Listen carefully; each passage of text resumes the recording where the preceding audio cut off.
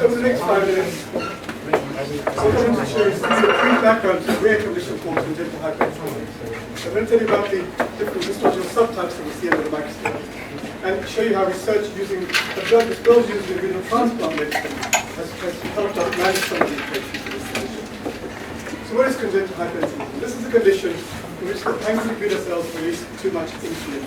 And the normal physiology, you make just the right amount of insulin to keep your fasting blood sugar between 3.5 to 5.5 millimoles per liter. In this condition, the pancreas makes too much insulin, so you get severe hypoglycemia. That means low blood sugar level. Incidence of the condition in the UK is about 1 in 35,000.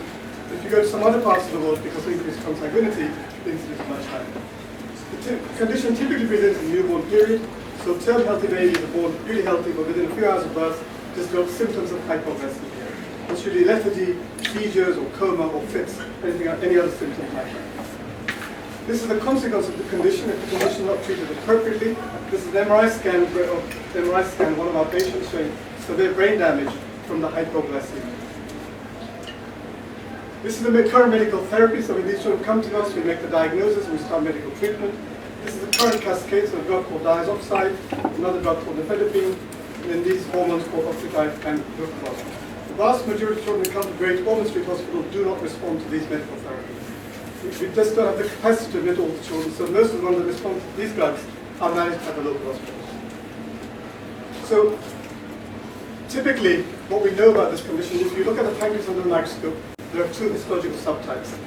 There's this condition called the focal form, where there's a tiny area in the pancreas that makes too much insulin. So if we can identify the tiny form and take it out, we can actually cure the patient.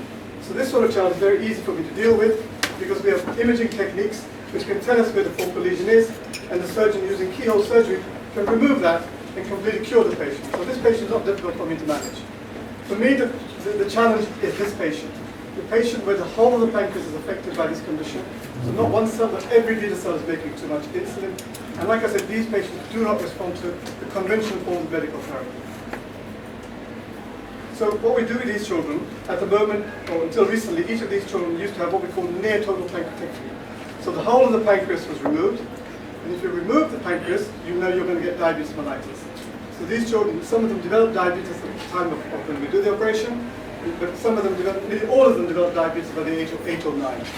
So diabetes mellitus is a huge burden on the NHS, and what we don't want is these children to develop diabetes mellitus.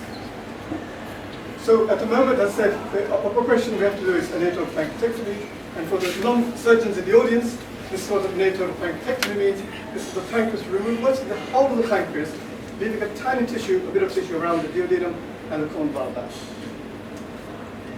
So as I said, the challenge for us is the vast majority of patients who come to Great Ormond Street Hospital do not respond to these medical therapies. By taking virtually the whole of the pancreas, we see lots of complications. Some of the children still have severe low blood sugar level, and this is the complication we have to avoid.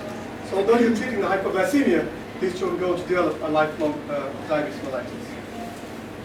So there's an urgent need for us to try and develop new medical therapies. And we did some preliminary work in the lab. We were able to show that a particular pathway called the mTOR pathway is activated in the children with diffuse disease. And we came across some literature where Sirolimus was used in adults with malignant insulinoma, and Sirolimus actually stopped the hypoglycemia in these children.